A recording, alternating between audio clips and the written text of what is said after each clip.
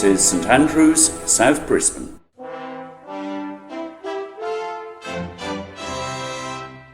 Please turn to John chapter 21 on page 1089 of the Church Bibles. Today's passage, John 21 verses 15 to 25, is well known, even though it's only found in John's Gospel account.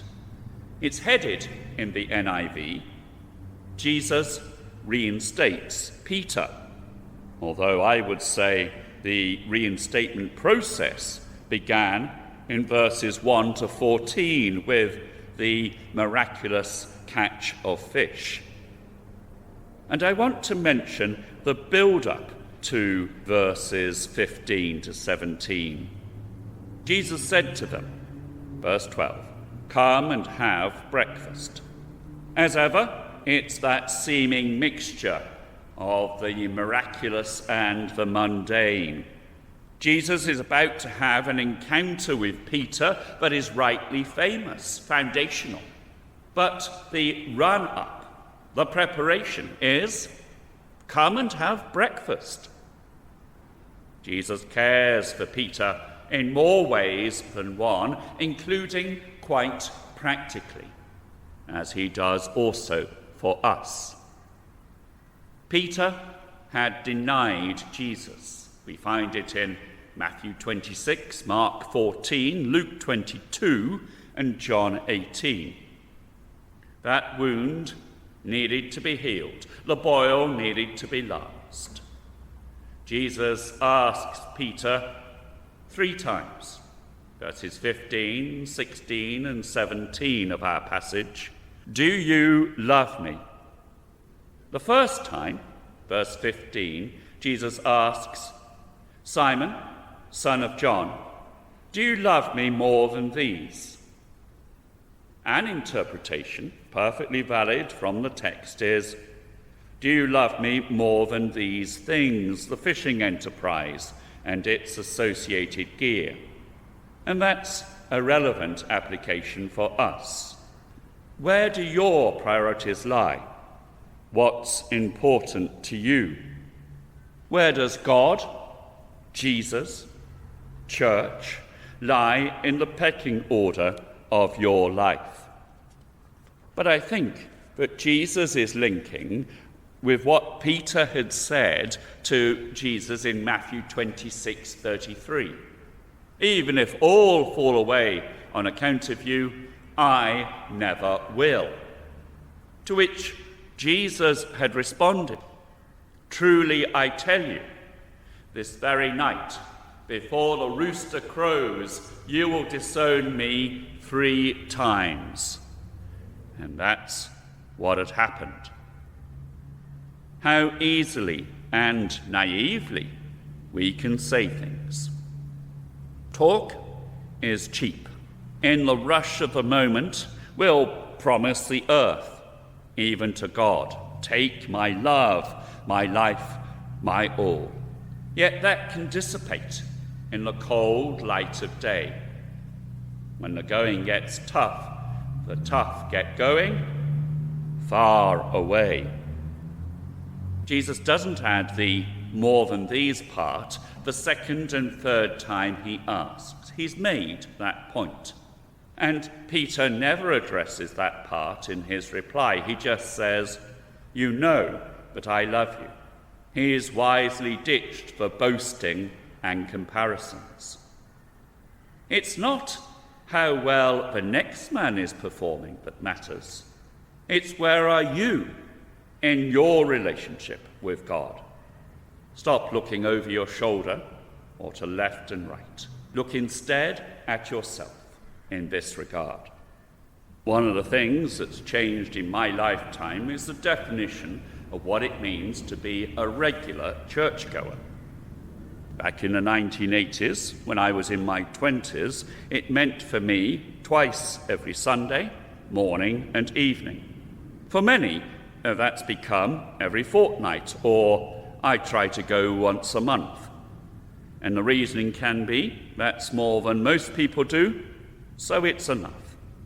The church, God should be grateful that I go at all. Peter had denied Jesus 3 times, but Jesus doesn't ask him, "Why did you deny being one of my disciples?" Instead, he goes to the heart of the matter. Do you love me?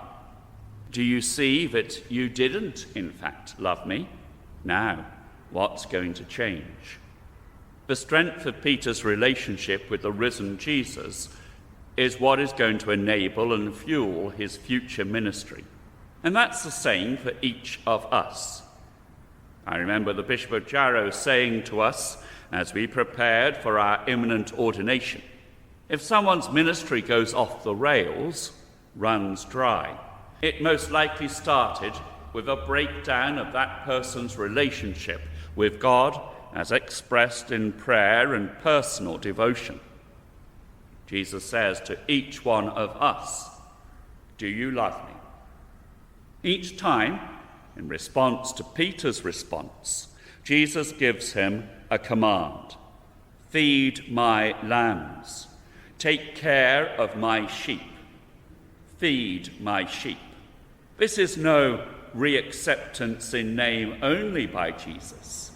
He gives Peter real responsibility. Perhaps mixing my metaphors, those who have been fished for, verses 5 to 11, then need to be fed. After evangelism, then comes discipling, helping people to grow in their relationship with Jesus through Bible reading, prayer, and church attendance. Later, Peter was to write, "Once you were not a people, but now you are the people of God. Once you had not received mercy, but now you have received mercy." 1 Peter 2:10. Peter was able to write this from his own personal experience of receiving forgiveness from Jesus. Perhaps Paul comes across as too together. Perhaps John seems too deep. But Peter? More likely, we can associate ourselves with blundering Peter, stepping into his shoes and facing this interview with Jesus. I know of people who say, "I'm not up to this or that aspect of ministry," to which my response is, "Okay, but I think there's more to be worried about if there comes a time when you think, I am up to it."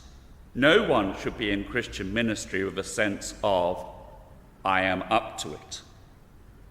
William Temple, one-time Archbishop of Canterbury, said, "It's quite futile saying to people, 'Go to the cross.' We've got to be able to say, 'Come to the cross.' There are only 2 voices that can issue that invitation. One is the voice of the sinless Redeemer, with which we cannot speak, and the other is the voice of the forgiven sinner who knows himself forgiven, and that is our part.